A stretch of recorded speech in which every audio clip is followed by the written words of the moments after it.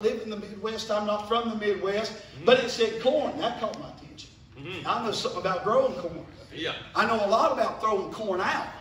Yeah. Sure. And waiting on other stuff to come after. Yeah. A lot about that. Hey, man. That corn, we take it, roll them hoes out. We'll drop a seed in. We'll go a few inches or so. We'll drop another seed. We'll go a few inches. We'll drop another seed. I think about going to the hardware store, going in there and getting me a bag. And on that bag, it'll say something about that seed and about that kernel of corn, those kernels of corn in that bag. And usually it may even have a little clear plastic little cover right there so that you can see inside the bag. Well, that corn is so pretty. Yeah. It's clean. It's neat. I mean, it looks like the best kernels of corn for you to drop in the ground, and it's on that shelf, it's in that packaging, and it looks so good. But Jesus said it's abiding alone.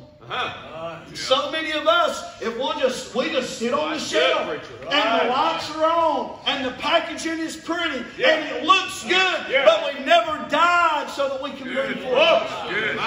Yes, sir. I'm convinced that one of the greatest sins that I commit every day is the sin of not dying to myself and what I want so that I can be effective in the kingdom of God. Right.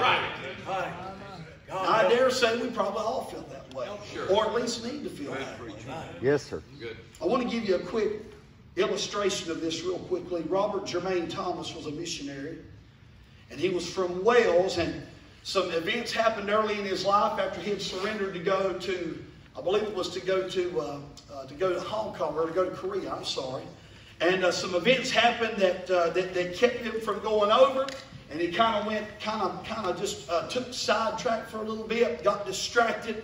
And Robert Jermain Thomas began to work some job that was something similar to customs. There were some people coming through one day, missionaries. They had Bibles and things, literature and things like that. And that reignited that burden in his heart to want to go reach those people of Korea.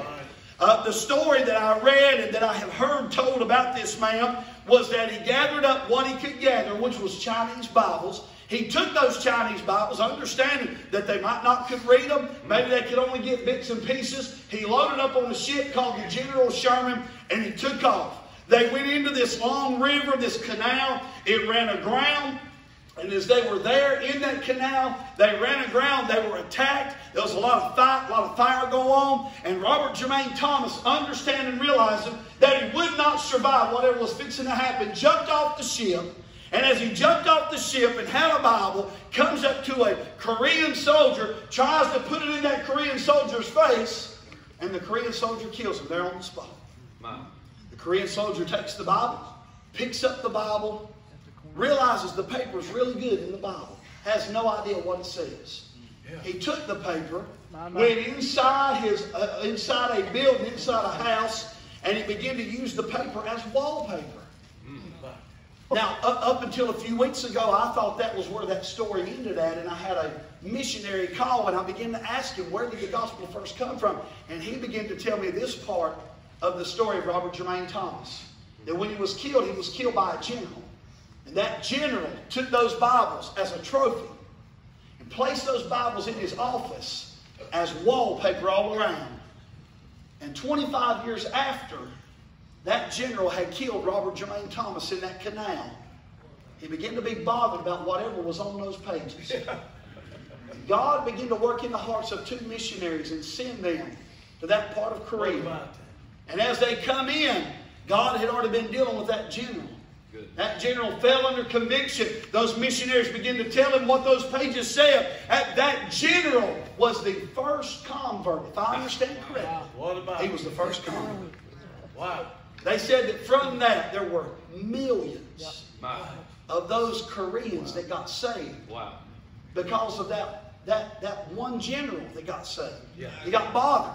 Those missionaries come in. He got saved. Millions. They said that it was so powerful that those people would begin to trek back to Wales to see the birthplace of Robert Jermain Thomas. Isn't that so? Robert Jermain Thomas never saw the first convert. Matter of fact, it was 25 years after before that first convert even come along.